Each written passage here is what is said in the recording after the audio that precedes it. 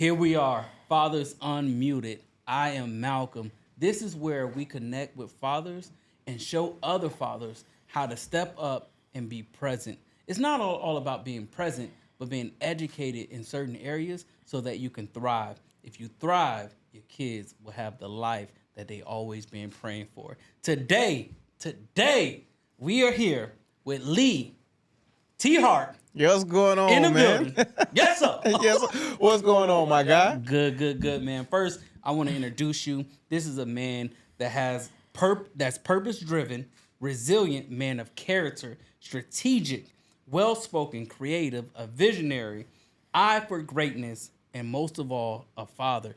Go ahead and let them know about you, though, man. Let them know about you. Hey, man, you done hyped me up a little bit more than I. You know what I'm saying? I'm just a man. I'm just a man. But no, man, again, you said it. I'm Lee Teharte, a.k.a. IG Lee. And, just out here navigating this life as a man and as a father and, figuring things out in real time, man. You know what I'm saying? Yes, sir. Yeah. Tell them what you do, man. Tell them in the Man, industry. I know you're a man of many trades. It's a multitude of things. It's so hard. Sometimes it's hard to lock in, man. I'm a videographer, photographer, content creator, poet, rapper, whatever you want to. I wear a million hats, but no, man, I'm definitely a content creator, videographer, father. And those are the things that drive me. That I have the passion for, man. You're a beast, man. You ain't letting them know. You're a beast of what man, you do. you know. I look at your social media. I look at your content, bro, and I'm like, okay, what did he post today? Yeah. And I look at it, I'm like, bro, it's so relatable, but it gets you hyped. Yeah, And there's one moment that you'll be rapping, and I'm like, okay. Then there's another moment that you have spoken word, and bro, you're a beast. Bro, it's a hard balance for me because that is really my release. You know what I'm saying? Okay. Like I do these things in real time, and when you hear a rap song or something, it's because I'm feeling good, or it's because I'm going through something. And so I don't consider myself a rapper. I can rhyme, and I'll say some stuff that I'm feeling, and then but sometimes I might have something deep. But then I want to be funny. Yeah. And so people try to put me in a box sometimes, but I just try to be true to myself. Okay. And that is my, back in the day you might write, journal or something like that. That's my creativity is my release. I love that, man, because I'm not going to lie, bro. Your social media, I went to your YouTube, and bro, I was on your YouTube heavy today. I was on your, and I was locked in. It wasn't like, at first, I was like, okay, let me learn about it. Let me learn about it. Right. Yesterday, I was like, okay, and then I had some people on my team like, all right, tell me about Lee. Yeah. But when I locked into your YouTube, it actually was your true self. Yeah. Like on IG, I was looking at it, and IG, everyone laughing and those things. Right. But if you really like lock into YouTube with your grandmother, even to the points where you have like the men where you got pulled over, even to the point where you were talking about co-parenting, right? You leaving your job, bro. I was in that. I feel like if you go to my YouTube, you wanted to learn more about me. Right. If you're on Instagram, you just he's funny and like what I'm saying. And so that's where I leave that personal stuff because sometimes Instagram I'm gonna look at it all day, every day. YouTube I'm gonna post it and let it live, and that's. I got a series called Transparent Moments because I think it's important, and that series you was talking about called Untold Stories of Black Men. Right. And I would love to do more of those, but you know what I found when I was doing those? Black men don't like to talk about those untold stories, man. That's crazy. You know what I'm saying? And I was like, we need more of this.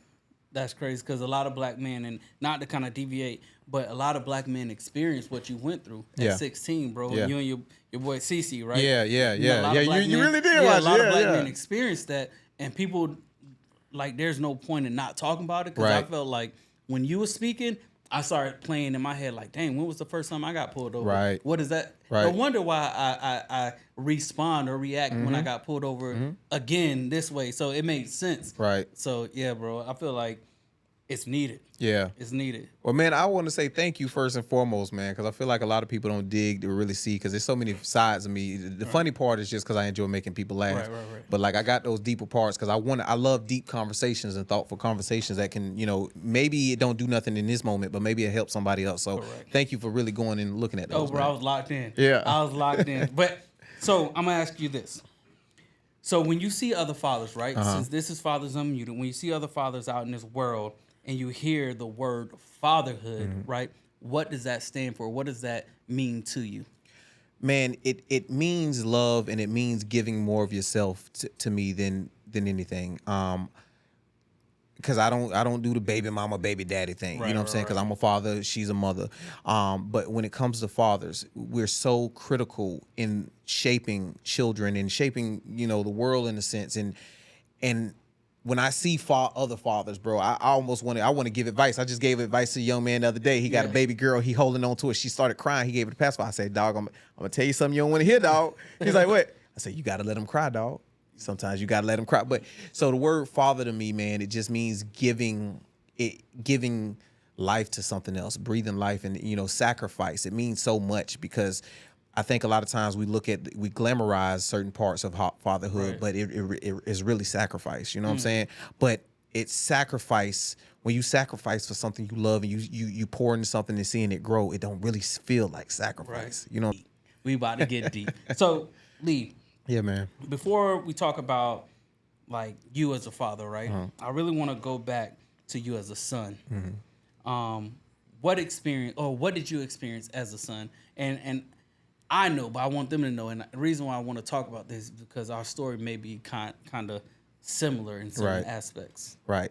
Well, man, I grew up in Southside St. Pete, you know what I'm saying? And I grew up to somewhat of a parvish family, grew up in poverty, my mom was on drugs, father was on drugs. I recently found out my daddy was really a pimp. Yeah, it was always thrown around. It was joke. Oh, your daddy had a lot of women. My grandma told me recently. She was like, "Your daddy was a pimp. I ain't like him until your mama got pregnant with you, and then I had to start liking him." I was like, "Oh, Pops was really a pimp." But when you hear something like that, it sounds good. It's like, "Oh, my daddy was a pimp," but then it's like, "What that make my mama?" You know what I'm saying? But growing up in that, man, I always.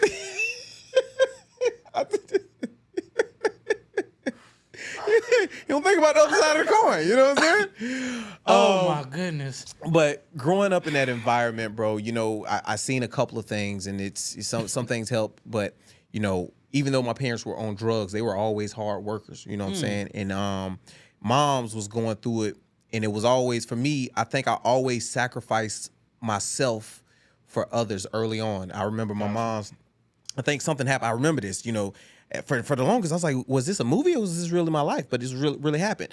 I think my parents were going through a custody battle or something, and the judge basically asked me, who you want to be with, your mom or your dad? Yeah, asked you that? Yeah, yes, I kind of remember this. So, and I remember they gave me the option, I guess. So, and I remember I knew my dad was more stable, but I knew my mom could stay off of drugs if she had me to take care of. So I chose my mom. You know what I'm saying? So, and that's kind of what shaped me. I think early on I started making decisions because I wanted to make stuff easier for the people around me and, my moms and stuff. So I always kind of took that path. I tried to be the child who really didn't need much. Right. So that I could help moms. And even when it came to, helping pops and stuff like that. So those were the environments that I was around. Sometimes moms would be there, sometimes she wouldn't. Pops would be gone for a while. But, when it was time to show up, Pops always showed up. I think Moms was missing at one point, and I never forget my Pops pulled up on a bike. I ain't never seen my daddy drive a car today, and it's like, never. Him or my mama, never seen him drive a car. No way. Bro, I swear to God. So even my grandma, she's like, yeah, he always had women driving him around. I was like, he really was a pimp. Yeah, he knew what it was. Yeah. But Pops pulled up one day. He was like, where your mama? I was like, yeah, he came, got me, you know what I'm saying? And always instilled things into me, regardless of, he's not the perfect man, but I think there's some core things that he really instilled in me that I will always love him for that, for this day. You know what I'm saying? You always shake somebody's hand, firm handshake, look people in the eye, take accountability, keep on. My dad, you don't go know what, my daddy would kick my behind today if he seen this shirt. Nah. The shirt is wrinkled. My daddy be like, you don't go nowhere, rough dry, man? Rough dry. What you doing? So, but within that, I also had to navigate the things that I could, I feel like I outgrew my parents at an early age, at like 15. So I had to navigate the spaces when I could see that the advice or the information probably wasn't good. You know what I'm saying? So that's hard to do at 12, 13, 14, 15 when you like, I know you my parent, but this information don't seem right. You know what I'm saying? Okay. So, but still trying to respect them and listen. I was never, I wasn't really a troubled child either. I just got good at not getting caught with stuff. Okay, but yes, my brother on the other hand, you know what I'm saying? You the one that got caught. Right. So, he older, but I was like, God dang. But that was the childhood, and my grandma, she really had a big hand in raising me, man. But So I think it really taught me at an early age to stand on my own and kind of navigate this world a little bit and make decisions. Okay. Yeah. So yeah. So you basically that experience growing up, it kind of molded you to be who you are now. Right. Right. Because I feel like you navigate certain things in ways where you're like, okay, whatever may be going on, I know how to pivot. Right. Right. Right. So salute to you, because most people don't know how to do that. A lot of people, and reason why I was saying our childhood is kind of like, so my biological father was a drug addict, right? So at 5 years old, I was dealing with someone that kind of exited out of my life. But Right. the first years before 5, he was there. Right. So at 5, he was like, boom, him and my mom got in that argument. I remember the argument and was gone. Yeah. And I didn't see him, or it was inconsistent Right. of seeing him. So at the age of 30, he popped back up and ended up staying with me for a little while. Long story short, it was a weird moment. Like, I didn't know how to respond. I didn't know how to treat him. Right. I can't treat you like dad. Right. Right. So I right. gotta Right. treat you like, yo, what's up? Like, Yeah, there's something there, yeah, but there's yeah, something not yeah. there. So to hear your story and to see that you had to choose which direction to go, but both parents was dealing with the Right. the addiction, I feel like, bro, you how did you remain, Bro, like, solid? And by I won't even the- say solid, but how did you manage? Because I know how with one dad, with one person, but you had both. Bro, by the grace of God, you know what I'm saying? And I don't mean that lightly. I'm still on my journey with God, you know what I'm saying? But you ever heard the phrase, it takes a village? Right. I think I've been fortunate enough to have angels in my life throughout Right. my life, whether it's a teacher, whether it's a cousin, an auntie, an uncle. And, and then I've always had some type of discernment, you know what I'm saying? Like, I know when it's time to go, because I grew up South St. Pete. I'm hanging out with the same cats as, I got homeboys in prison for life. I got homeboys that been being murdered, you know what I'm saying? But I remember we'll be hanging out, and I'm like, no, I feel like it's time to go. So I've been blessed with whatever mindset that God gave me, because even growing up in the hood, I remember seeing drug dealers. You glorify them. They got dope boy. But I got the remember money. I look at the dope boys. I say, well, why you sell dope looking like that? Why? I say, if I sold dope, I remember this at 8 years old. I was like, if I sold dope, I would wear a suit. Or I was like, if I sold dope, I would wear a tracksuit. So when the police come, I can gotta run. go. Your pants sagging. You can't jump do in. nothing. So there's something innately in me that God gave me that allowed me to, even though I hung out with people that did certain things, it allowed me to make different decisions sometimes. So, and even to the point, just to add on to it, and this is coming from me kind of in digging deep, there's certain people that have favor. And even though you go through so much, like, I feel like I've gone through and still going through a lot. Right. And a lot of people Right. don't see it. Yeah. But I go through a lot. There was a certain situation where even someone that you work with, they were like, I want to say y'all was supposed to hang out or whatever. Yeah. And you end up getting caught up. Yeah. Turn around.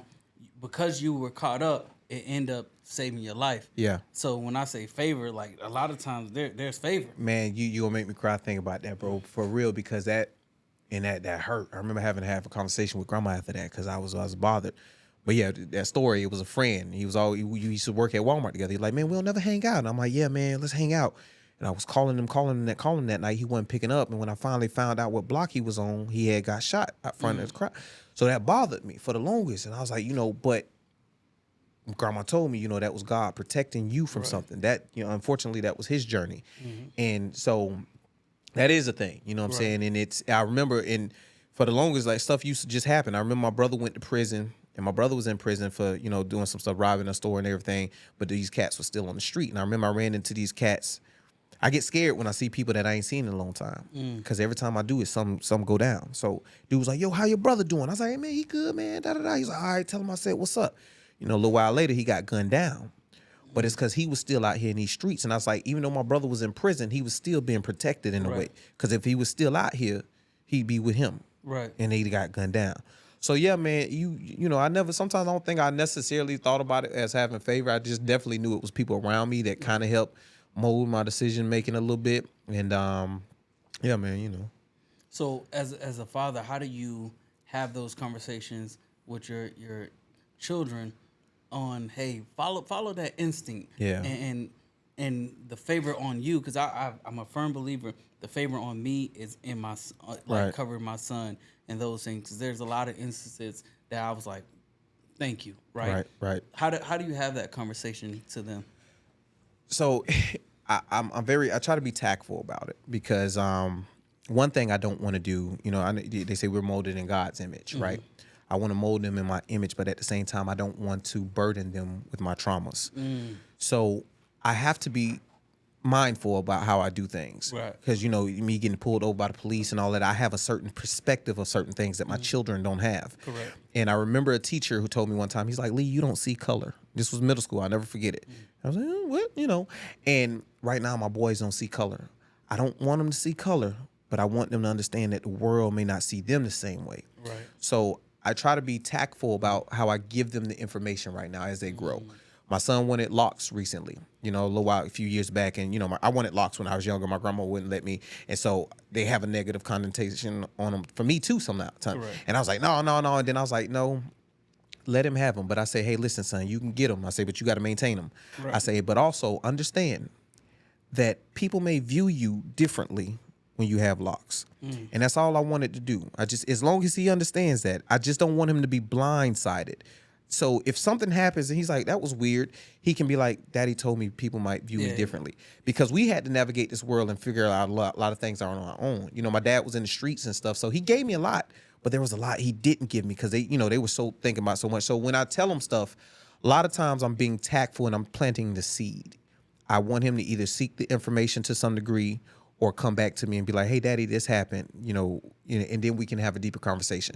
Because I may, if I give it to him the way I'm feeling, I may be putting something on him that he might not have ever experienced. So, part of me is like, boy, he ain't grow up in the hood. He ain't going to understand, Right. But we were never meant to grow up like that. So the lessons I had to learn, he don't necessarily have to learn them that way. So a lot of times I just try to plant the seed. And then, I want him to be curious about it. I'm like, yeah, go look that up. So that's how I try to do it because I feel as though there's so much emotion behind some of the stuff I've been through. It might be hard for me to control when I'm telling him about it.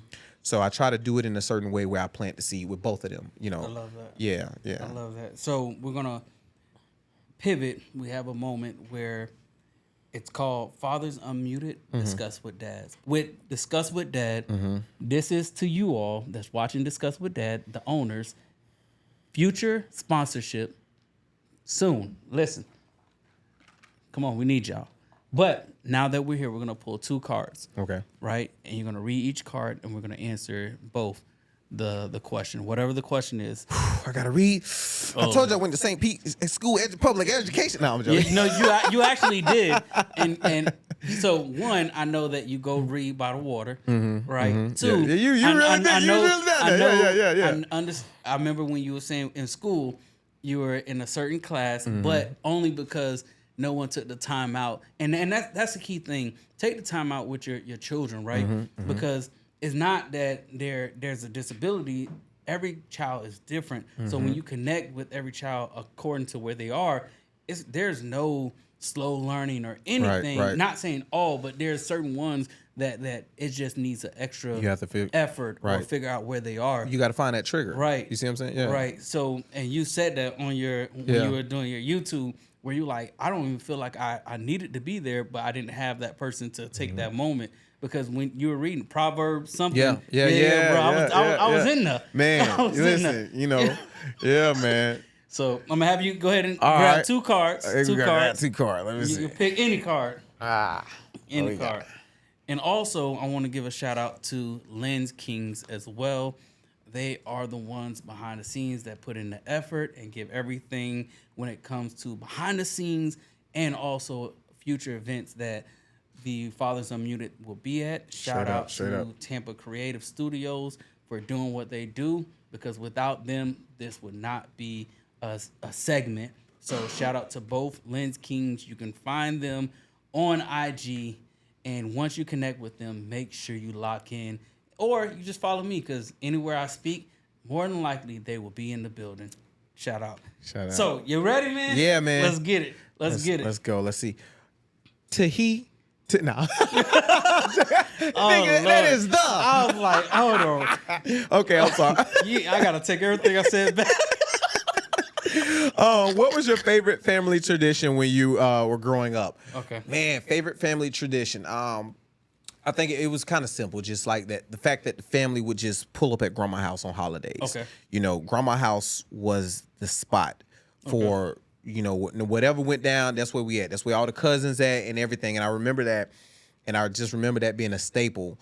And you look forward to holidays for that because you knew it was going to be food, it was going to be family, and it was going to be love. And, you know, with my family, it was going to be some fighting too, but whatever, you know. That come with it. But yeah, man, that's what it was. Yeah. Okay, so I would say mine would be so we have 3 family reunions, right? I don't know why, but my grandmother had 12 kids. 2 are no longer with us.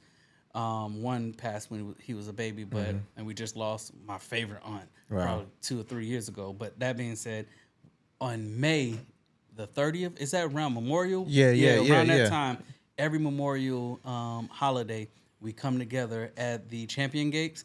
We get probably like 4 or 5 big houses, and we're all there, and we cook out from Friday all the way to Sunday. I love that, man. So we vibe.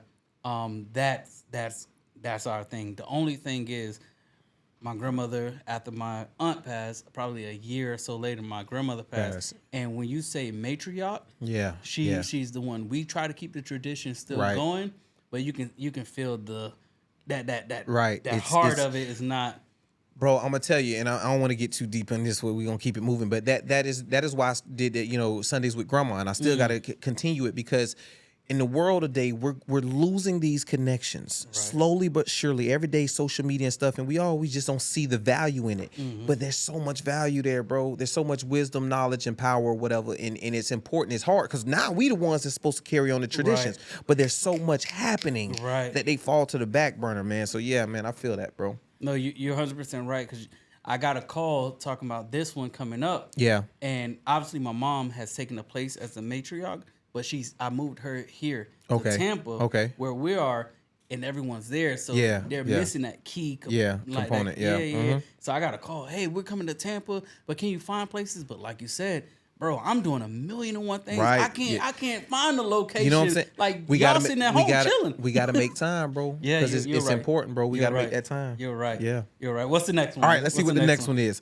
What's one of the most important life lessons you've learned from your parents? Man, I would say the most important life lessons I learned from my parents is that there's going to be hard times, but we don't have the luxury of quitting, especially when you got people that depend on you. Right. Like my parents, regardless of whatever they went through, because they knew they had me to take care of, bro. They didn't stop. You know, my mama told me one time that, like, you know, I probably saved a life. You know, I didn't know how to take it back then as a child, but you know, I watched how my parents maneuver regardless of what was going on, and you know, they always did what they had to do, bro. So That's deep. Yeah. That's deep. What would I say? Don't hold back with your emotions. Allow yourself to feel. I grew up. And I learned this, I would say now, from my mom in my 30s, because when I was younger, it was always, tighten up, this. Right. But then she had a shift. Right. And she started, hey, you're too hard. You're too isolated. And it's only because you feel like we had a deep. So being able to embrace my emotions has helped me out a lot because I was able to actually hear her out. Right. She's like, you got to let it go. Right. Like, you got to let it go. And it took me a while, but now I'm like, dang. Right. I be in the car. You got it. Do you ever experience that when you in the car and you pull up to the house and you sitting there and you just like, bro, or you just crying. Yeah. And for 30 minutes and then you go in and you're like, okay, I'm good. Like, you gotta nothing let it happened. out. You gotta let it out, bro. I do that in the gym like every other day. Yeah. And man, me and a friend of mine was talking. Shout out to Jamal. We were talking in the gym the other day, and he said something, bro. I don't know who told us this lie. I don't know when this lie started. Like, men don't cry. Men don't cry. Guess what does it say in the Bible? Jesus wept. Yeah. So if Jesus wept, I'm better than Jesus if I don't cry? Like, what? You know, who told us that lie? Jesus wept. Yeah. So and I was like, yo, when did that lie start? You know what I'm saying? So yeah, bro. Yeah. That makes sense. We got to get them emotions out, bro. And it's like, that's why a lot of us black men, black boys, we're so aggressive and all of this, because we got all of this that we don't know where to lay it down at. Correct. Your homeboy like, oh man, you start your daddy all start crying. Your women, are you soft? You know, where do we release it at? Right. You got to let that out, or else it's going to release in ways that aren't healthy. You know what I'm saying? So, yeah, bro. Yeah. Right. In ways that's going to get us in more trouble, issues, and all. Yeah. Bro, people don't know. I'm afraid. They see me laughing and stuff like this. I run from conflict, not because I'm afraid of conflict. I'm afraid of the actions I might do that might not be what you deserve. Right. But it's all this wave of stuff that I never released on nobody. You see what I'm saying? Right. No, you're 100% right. I feel like it's not people. Yeah, they run from it. They hold back and they're like, oh, let me not do it. And then, like you said, right, you done release this person. You on a basketball court, they bumped you, and now you out here just you ain't deserve all that. You know what I'm saying? Like, maybe a little bit, right? I found you. Just check it up, my boy. It's good. Yeah, bro. It's good. Yeah. So I'm gonna ask you this, right? I came across. Bro, I was locked in with you. I came across a video, and it really, it captivated me. Mm-hmm. You were talking about co-parenting, right? And with the co-parenting, you were talking about your experience, things that you experienced. But you also talked about how it was tough. Mm-hmm. Like you were going through a certain issue where you felt the weight was solely on your shoulders. Mm-hmm. My question to you is, how do you, as a father, how did you deal with those moments, and how would a father outside of you do those things or deal with those things without saying, forget this, I'm about to be an absent father? Right. Man, that's a loaded one. That's a tough question because, that wasn't that long ago I made that video. Mm-hmm. And I still feel 9 months. Right? I see long enough for another child. Got another one. More weight. No, I still feel like that weight is on my shoulders. And this may not be the right answer, but I can't be present for my kids if I'm not okay. My dad told me something a long time ago that I didn't agree with at the time. When I was going through the divorce, he's like, sometimes you got to step back from your kids. Blah, blah. I was like, no, that's because you was absent sometimes. No, that's not how I'm going to do. But if you're in an unhealthy state, in an unhealthy place, then that energy is just going to transfer to them kids. Right. And I don't want that. So within that moment, sometimes we have to deal with, we're always juggling so much. I can only deal with the fires. If you got a certain amount of water, and there's multiple fires right here. If you try to put out every fire, it's going to overtake you. Correct. So I might have to let some fires burn, bro. And it's unfortunate, but I did have to lay my kids down for a little while, and it wasn't a long time. But it's like I can't give you all of me until I get these things taken care of. Gotcha. And because all these fires, financial, home life, you know what I'm saying, career, navigating those. If I'm not okay over there, I can't be okay for you. I remember growing up, my father, don't get whooped for spilled milk. Don't trip over spilled. I got a whooping for spilling milk. Yeah. But to this day, I understand why my daddy was working real hard. He was doing roofing and stuff like that. He was tired. He was mad. He was frustrated. Now he gotta get up from bed, make sure I don't cut my feet, and then clean it up, mop it up. But he's tired. And then the drugs. I don't hold it against him. So, but if you can put yourself in a mental state, I ain't never really got mad at my kids like that to that level. Right. So for a period of time, there was a small period of time where I had to back away because it wasn't because of them. It's because of things that I was going through with the conflict with their mother. And if they were at a young enough age where I can't communicate solely with them, I have to pull back for a little while. It don't feel good. I still say that may not be the answer. Right. But now, once you come out of that space, and now I can navigate it differently. I've solidified some things, and now we can move. But I never stop letting my kids know that I'm there and I'm present, and I love them. You know what I'm saying? Because I think that's the important piece. Again, it might not be the right answer, bro. I still need therapy. You know what I'm saying? It's just expensive. Any cheap therapists out there, let me know. Right. But how I dealt with it, I was like, yo, I gotta pull back for a little minute to make sure I'm okay, so I'm okay for you. Because if I'm trying to give you, remember, they're a plant. I'm pouring into you. But if what I'm pouring into you is toxic, again, somebody might say it's not the right thing, but for me, that's only, and a lot of people don't understand the edge that we're on sometimes. You people, who was that guy? Twitch. The one that was on a show with yeah, and and everybody see him smile. I said it's because men hide it. So I don't understand when people they don't really ask a man how you doing for real. And I said it in my thing. I'm like, nobody really says how you doing and really want to hear it. Right. So because that might be what we need that day. Sometimes we just got to lay it down to somebody to hear it. Correct. But because we carry all of that, that's when you don't know when they're at their effort moment. And I would never, want to pour that. So sometimes I feel as though, you might have to step back from something. Right. Now, everybody has a multitude of things that they're dealing with. Correct. Now, it could be a relationship that you in that you might have to step back, have a real conversation with that girl or that woman to be like, listen, I need to be more present in my kid's life, and I got to step back from this. And I think I may have failed at that a couple of times. But we always have those decisions to make. Right. It might be a job. You might be earning 6 figures plus, but this job is taking you away from your kids, and it depends on where the importance is. You might be worried about stepping away from that 6 figures, but if it's keeping you away from the kids, you're like, oh, but it's providing them. But your presence is what's going to provide them what they need more so than the money. I'm not telling you to go be broke. Right. But those are the hard decisions. And for me, I couldn't be in a healthy space with what was going on at that time, so I had to pull back for a few months. And then, and I'm transparent to a certain degree to the amount that I believe my kids can handle, and I'm big on apologizing and letting them know when daddy didn't handle something right. Gotcha.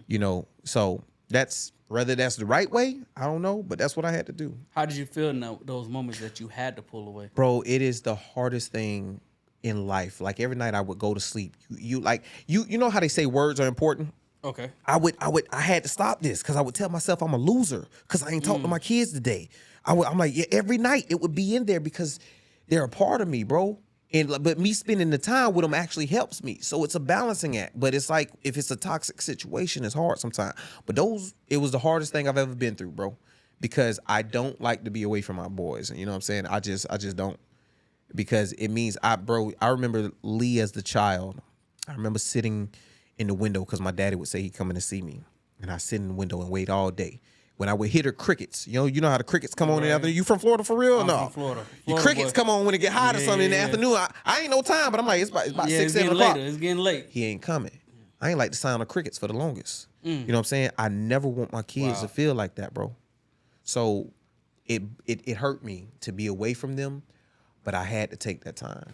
What would you say to that father that's actually in that moment, right?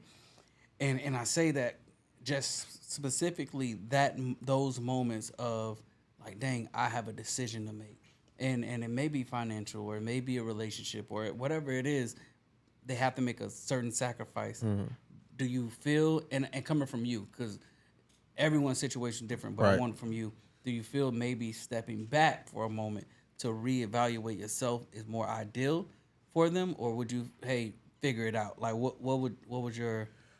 I would definitely still say stepping back, but you have to do it with a purpose. You can't step back and just be chilling. You got to be taking that time to figure out what fire should I be addressing. If I'm not going to pour fire on this water on this fire right here, if I'm a sacrifice from there, what fire am I putting out to make sure I can come back and put this fire out? Right. And then, so that's the one thing. And two, we have to have our trusted truth tellers around us. I don't think we do enough, and you got to be very selective about this. I have my best friend, Cece. There's nothing that man can tell me that I wouldn't, even if I'm bothered by it for the moment, I know he means well. Right. And I don't think we do enough of being intentional about choosing our friends and the people around us in our circles to be our truth tellers. So even when I say, yo, I got to step back for a while, he'll understand it for a while.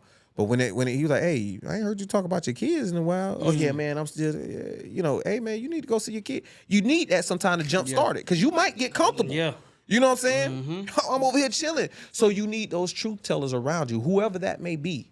And I think we don't do enough of that, of being intentional about the friends and the people that we have around us that know those details and know enough. So they know when to let you have it, and they know when to be like, hey, man, you tripping. Go get them. Because, and I had that moment. and I went and got them, and I even felt better. You know what I'm saying?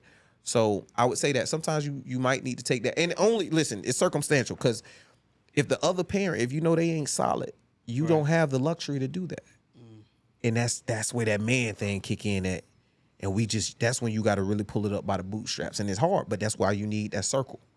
Because sometimes I need a brother to talk to and tell him what I'm going through, bro. Right. And for you to be like, bro, you ain't alone. But you got to do this. Right. Yeah, because it does get hard, right? Yeah. I would say, obviously, my situation is a little bit different. My son lives in the household with me. His mom lives with me and everything.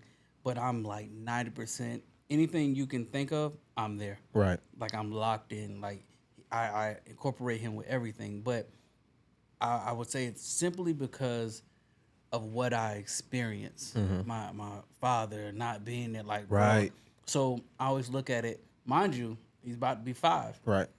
I told you when my father slid. Yeah. at 5. Yeah. So every day I'm like, okay, Malcolm, get to 6. Right. Like he gonna be 5. Ooh. Get to 6. Get to 7. Yeah. Get to 8. Yeah. All the way up until Lord, whenever God say go home, I go home.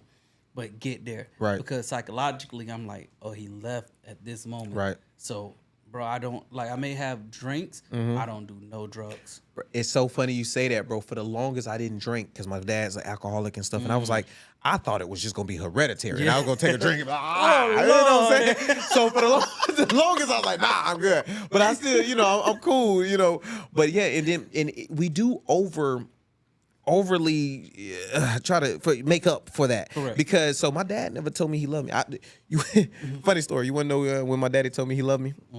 He told me once, he was like, that's when I knew I loved you.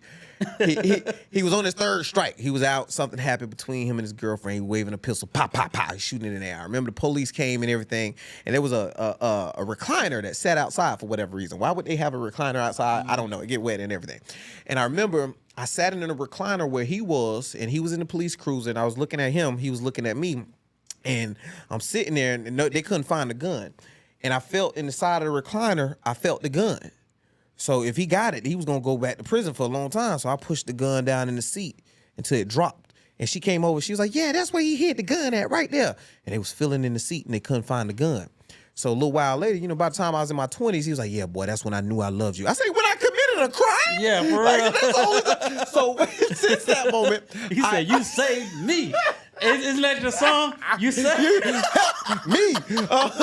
But I now I try to balance that out because I tell my boys I love them all the time. Yeah. I want to make sure they know. But then sometimes I'm like, Lee, make sure you don't overdo it. I don't want the word to lose its value. Right. Even in my relationships, I don't like to say I love you all the time because I don't want it to lose its value if it comes repetitious. You know what I'm saying? So I pull back sometimes, but I know I'm overdoing it. Cause I never heard my daddy tell me he loved me. The first time he really said I love you, I was like, "Are you dying? You good? You all right, man? Like you straight? you straight? Hey, hold on now, hold on. What don't I know?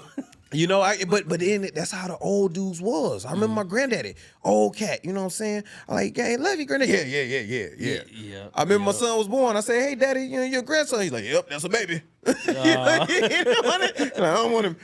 But yeah, man. So I think we try to overcompensate for those things that happened in our lives, and Absolutely. So yeah. No, you're 100% right, man. Let me ask you this. So you're busy, man. You do a lot. Shout out to Shake the Room. Yeah, man. Shout out to King, the whole team, man. Photography, like, bro, you do a lot. You host. Yeah. Right. So even the pink ball, bro, pink party, yep. So you're doing a lot. How do you find the balance to be a father amongst the many things that you do?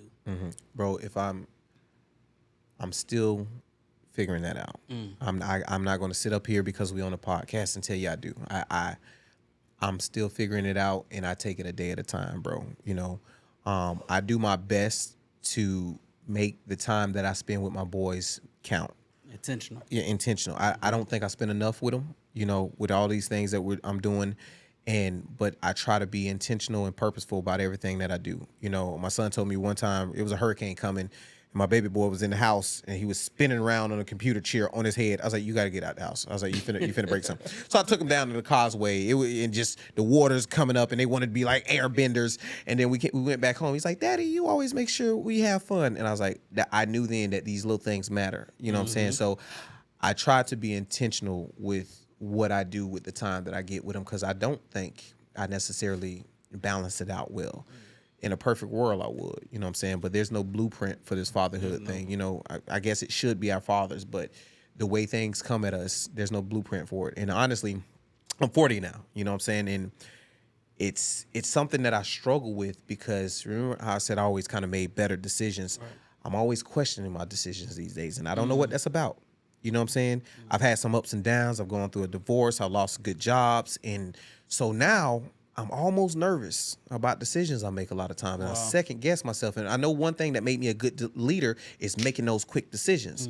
But when it comes to in business, I can do it. Right. Sometimes when it comes to my life decisions lately, man, I'm hesitant. So I'm trying to walk that path and continue to talk to God about things, because if I'm falling short, that means I need to be talking to somebody else about it. You know what I'm saying? And so to answer your question, I don't think I always balance it appropriately, but I try to make the time that I have with them impactful, meaningful, and purposeful. No, I like that. And one of the things you said when you was talking about the hurricane and you took him to the causeway, I feel like a lot of fathers, and shout out to you fathers, but I want to say this, a lot of you fathers do not pay attention to the simple things. Like, we feel money is oh, let me throw money at them. Yeah. But time, like the simplest things, just going outside, hey, let's race. Yeah. Like, it stands. Yep. Right. So I stopped. I don't know about you. This year is going to be the year that I'm like, we're not doing a birthday party. We're going to do something where he remembers. So we'll be going on a cruise, and we just got him a dog. Yeah. So now he's like, oh, but when I was asking him, hey, tell me about the birthday, what, like, he don't remember. Right. So I'm like, hey, when you went on your first cruise, oh, blah, blah, blah, blah, Yeah, blah. yeah, So yeah. now I want to be intentional about everything that I do. Forget the money. Right. Like, he don't care about the money right now. Yep. So when you was saying that, I was like, yo, like, fathers don't even think of the smallest thing. Yep. Can, to us, like, oh, it was just a drive. To them, it was $1 million. Yeah. You know what I mean? We do this thing, you know, they ain't got punch buggies no more. You know, punch buggy, beep, beep. They ain't got punch buggies. So now every time we see Jeep, we're like, Jeep. So we play the Jeep game. Okay. As soon as they get in the car, I don't even be thinking about it. Be like, Daddy, Jeep. You know what I'm saying? And that's a thing that I accidentally created, but I love it. You know what I'm saying? Like, I want to rent a Hummer and pull up to the house with them, because they're going to lose their mind. They're like, because the Hummer, you get like a real Hummer, a real H1, you get like 50 points for a Hummer. There you So, go. you know what I'm saying? You But turn. yeah, man. And even with their birthdays, like you said, I remember last year, you know, I had lost my job and everything, and I was like, man, I ain't gonna be able to get my son nothing, da da da da. And you know, my girl, she's like, oh, just take him a balloon and a card. And I even in relationships, I will overlook the simple stuff, and I'm like, no, if I can't do this, I will completely forget about this. But I took him, and he, you know, they loved it. And it's just about showing up, you know what I'm saying, in whatever capacity that you can at the time. So, you know, I gotta talk about this part. We had a conversation in the DMs on my IG about this, and you asked me a question. What are your thoughts on this? Your son decided to go vegan. Yeah. Right?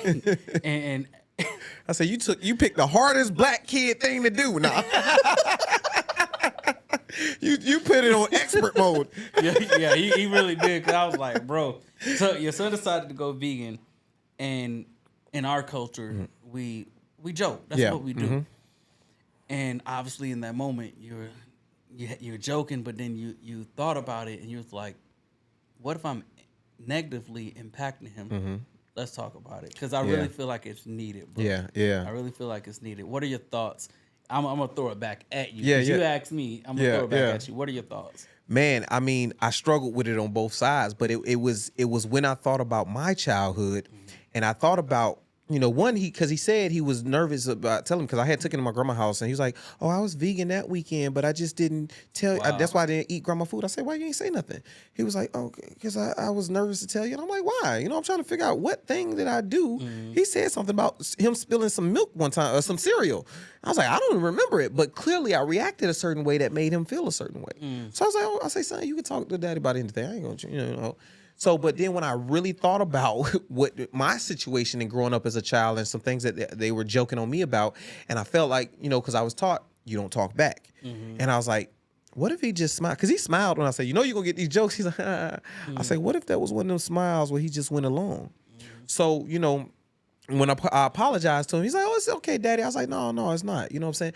But there's this part of me that's like, as black people, right. And this was some other homeboy said, that's what we do. Right, that's what make them tough. That's what make them hard. And I'm like, yeah, I agree with that.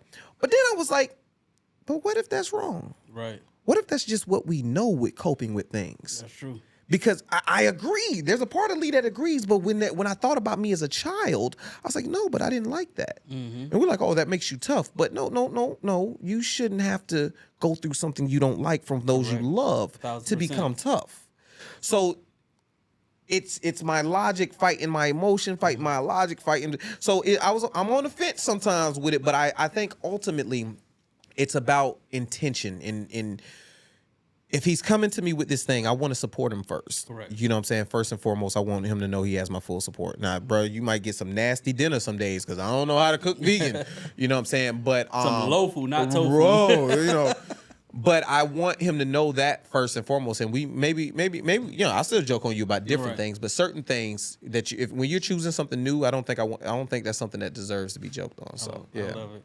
I know one of the things I think I mentioned was having that conversation, right? Having that conversation with our children, letting them know, hey, I'm here, like you were saying, to support you. Right.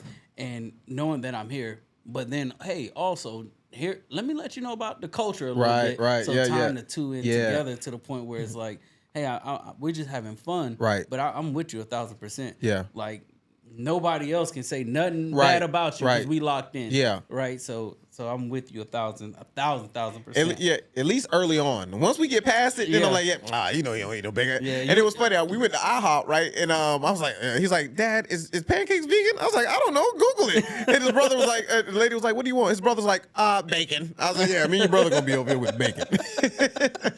Yeah, my dog eating pancakes. Hey man, somebody said those ain't vegan. I said, I don't know. I don't know, bro. I'm like, see, now I gotta learn all this stuff. I was like, yo, you 13 and you got Google. You better figure it out. Yeah. So my brother, he's vegan. Bro, he's picky. Like, with collard greens, they put the fat, And my mom, or at the time my grandmother, would have to make a batch only for him. And even as adults, I was like, yo, G-Ma, like, right. What's up? We're not doing this. Can I get mine with extra hot sauce on the side too? Like, what are we doing? Right. But yeah, so he's very, very, my brother's very picky. And everyone, he's okay with it. And you're talking like 20 plus years as a vegan. But everyone understands it and he's embraced it, even though we joke, but he's good. So I'm gonna ask you this question, man. You learned how to carry the pain, right? You learn how to carry the pain and still show up with a smile. If you could sit face to face with a younger version of you, teenage, 10 years old, 5, 6, younger version of you, what truth could you tell them about today? And how could you help them be prepared for the Lee today? How could I help them be prepared for the Lee today, man? Shoot, I would try to change them. But I would tell him you can't always expect you and other people. Because I think for the Lee today, I think the biggest thing that lets me down is because I treat everybody a certain way, but when I don't get that treatment back, it hurts. But I think it's because I expect me and other people, and it's like, hey, you're not going to be me. So if I could say anything to the younger me, it would be like, don't expect to find you in other people. I love that. So, yeah. So I'm going to ask you the same question, but what would you say to your parents if you can go back as that child right now with what you know today? What would you say to your parents at that age, but the educated Lee now, right. the well polished Lee now? No, bro, it'd be simple, bro. I would tell them I understand, and I understand. They did what they could do with what they were equipped with, So even to the, whatever chips I have on my shoulder, Lee as a parent, and Lee's, that's his black people and everything. I understand that they did and do what they can with what tools they had mentally. You know, as we go forward, generation for generation, we should get better, right? Right. You know, and they may not have had a space to be privileged enough to understand their emotion and work on their EQ to pass that down. So I understand. I love that. Don't make it right, but I understand. I feel you. I got you. All right. So I'm very big on 90-day layout, 90-day plan.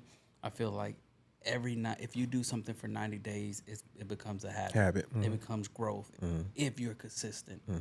So I want you to do something, man. And I ask every person that comes on this platform to lay it out. For a father sitting at square one, right? Dealing with co-parenting, child support pressure, or just feeling stuck. What does a 90-day layout look like for him to not just survive, but to start thriving? A 90-day layout. Out of that 90 days, man, I would tell you to take that first 30 days to figure yourself out. And it's going to be some of you think it's easy. I'm talking about some quiet moments. I'm a big fan of music, but that's not sitting with yourself. And sitting with yourself, possibly journaling, finding out your triggers, finding out the issues you have with your the mother of your children, because a lot of times we don't know what the problem is because there's an issue we haven't addressed within us. Correct. Finding those things out. You have to figure you out first for those first 90 days. Somewhere within those first 90 days, I would want to make a heartful apology to that other parent for whatever you may have contributed to the demise of whatever the relationship you had, because it's important. It's so important for us to try our best to have a great relationship with the other parent. Don't mean you can, but if you don't do the work to try, you can't say that you've tried. You know, so within those 4 to 5 days or whatever, I think that's the other thing. And you're gonna hear some stuff you don't want to hear, but you have to be open in a way. And from there, for the rest of the time, I think every day should be spent saying, hey, is what I did today something that's healthy for me as a father to pour into these children? If it contradicts with that, you may have to pivot on how you're moving, And again, when you formulate this plan, it's good to have because we're going to go off track, right? The ideal is to have the train track to come back to when you pivot. Life is always going to throw stuff at you to make you jump. You know what I'm saying? Oh, I fell in love with this woman, and did you take time away from your kids? You know what I'm saying? Not to say you can't have time, but if you don't have that 90-day plan, which, I might need to work on, when you have that track to come back to, you always know what you need to come back to keep you, level. So I don't know. I like that. Yeah. I like that, bro. I like that. So we have a segment before we wrap it up. It's called Fathers Unmuted, Off Mute. And what that basically is saying everyone that felt before this segment, before they watched this episode, that felt muted, you have a moment to be off mute now. Due to the fact that they heard your story, they heard your words, they heard the encouragement, and they heard the guidance of what you delivered them today. So now they don't have to stay silent anymore. Right. If it's co-parenting, if it's dealing with whatever it is, dealing with faith, whatever it is, they heard that it's possible. So you became a testimony to someone else so that they can get through. They're off mute. What we're going to do in this moment is give you 10 words. Whatever comes to the top of your head, whatever comes to the top of your head, just say it. 10. All right, 10. I'm going to give you 10 words. All right, 10 words. And maybe 10 phrases, 10 words. We'll put it that way. Okay. All right. The first one, motivation. Children. Love it. Yeah. Court system. Fight. Resilience. Fatherhood. Custody. Fight. No. Here's another. Shake the room. Creativity. Videography. Love. Sacrifice. Growth. Child support. Loathe. No. Purpose. Legacy. Last but not least, fatherhood. Importance. You survived the father unmuted, off mute moment. Lee, if you can do me a favor. Yeah.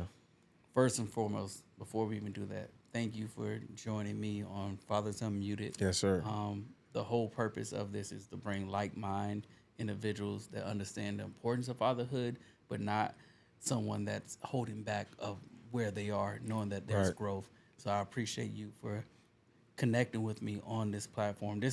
I feel like it's needed, bro. It's needed. It's absolutely I feel like it's needed. man. It's different than most podcasts, but only wanted to do this because I know the pain that I went through and the growth that I want, because I'm not always there, but I want to connect with fathers, Right. those that know things that can help fathers, Right. so that we can reach out to the world and make a difference. Absolutely. And I appreciate you for doing Hey that. man, I thank you so much, Yes, man. sir.